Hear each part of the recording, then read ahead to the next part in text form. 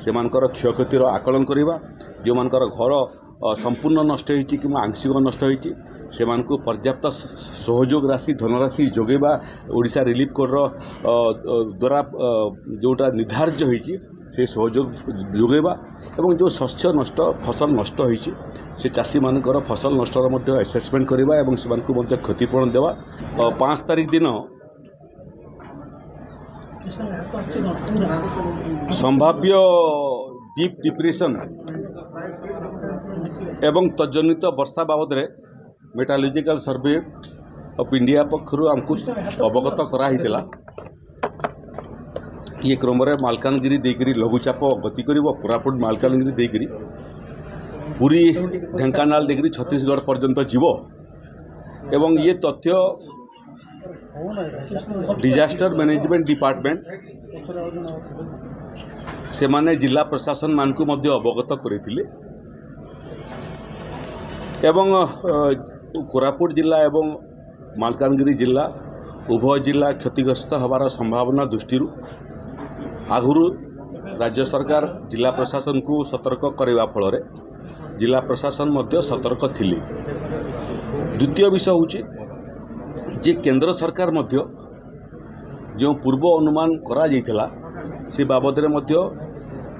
माननीय केंद्र गृह मंत्री श्रीयुक्त अमित शाह ओडिशार माननीय मुख्यमंत्री श्रीयुक्त मोहन चरण माझी सांगे मध्य संपर्क रे थिले। ओडिशा सरकारंकर गृह सचिव एवं केंद्र गृह सचिव मध्य संपर्क रे थिले। ये क्रम समस्त आवश्यक सहयोग जोगई देवा पई मध्य केंद्र प्रस्तुत थिला। से क्रम ओडीआरएफ रो सेवा जदि पर्याप्त न हुए ताहले एनडीआरएफ को मध्य सतर्क कराइतिला आवश्यक पड़े सेमानकर मध्य व्यवहार ही थांता। एनडीआरएफ ठारू मध्य अधिक आवश्यकता जदि पड़ी थांता बेले बीएसएफ को मध्य स्टैंड बाय रखाइला केंद्र सरकार को द्वारा तेणु पूर्व प्रस्तुति पर्याप्त पूर्व प्रस्तुति थिला किंतु से सहयोग आमको आवश्यकता पड़ला नहीं आमे संभाली देलु। चपर मध्य आवश्यकता दृष्टि केंद्र सरकार जिते दरकार चपर पहुँचाइबा मध्य प्रतिश्रुति देइथिले एवं केंद्र सरकार यार वर्षा एवं तजनित क्षयक्षति बाबद मध्य खबर रखुथिले। मु मालकानगिरीवासी को एवं कोरापुटवासी को उभय को बहुत धन्यवाद जनवाई चाहे जिला प्रशासन ठारू आरंभ कर सामाजिक संगठन पर्यंत ये वर्षा समय समस्ते सहयोग हाथ बढ़ेले। 6 गोटी ओडीआरएफ टीम थिला 5टी अग्निशम विभाग मध्य एटी रखाइला परिस्थिति को मुकाबला करने तेणु उभय पुलिस प्रशासन अग्निशम विभाग एवं ओडीआरएफ एमानकर एवं आपण मानकर समस्त सहयोग फल गोटे मध्य भगवान आशीर्वाद कैजुआलिटी हैला नहीं किंतु से क्रम गुड़िए 8830 हेक्टर जमी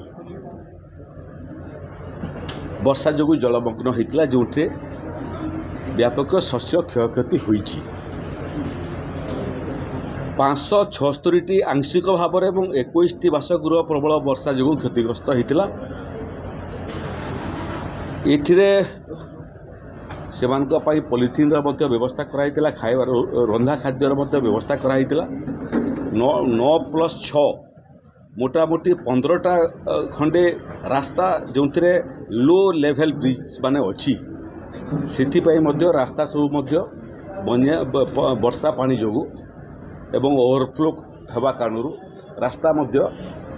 हो जाता से बाबद आज माननीय मुख्यमंत्री निजे स्वयं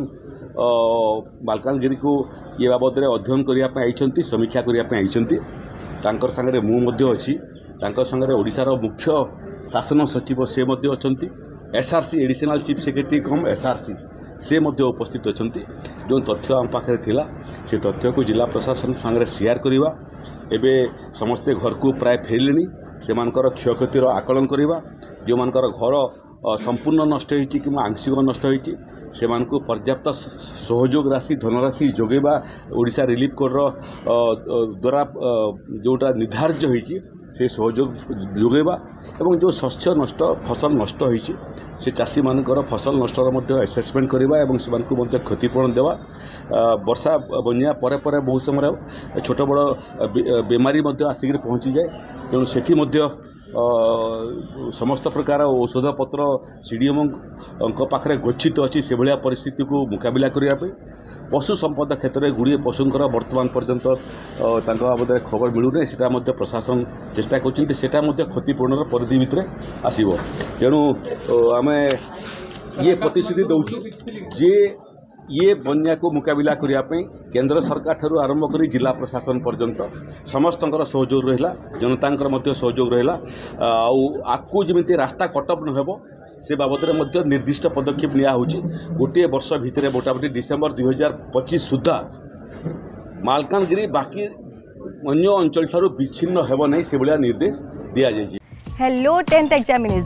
आपण मैंने एमती एक स्कूल खोजुचंती कि जोंठी इंटीग्रेटेड कोचिंग पाई परिबे तेबे टीएससी गुरुकुले जोग दियंतु जा एकेडमिक लर्निंग पार्टनर फिजिक्स वाला सहित अनुमोदित कॉल 9438782020।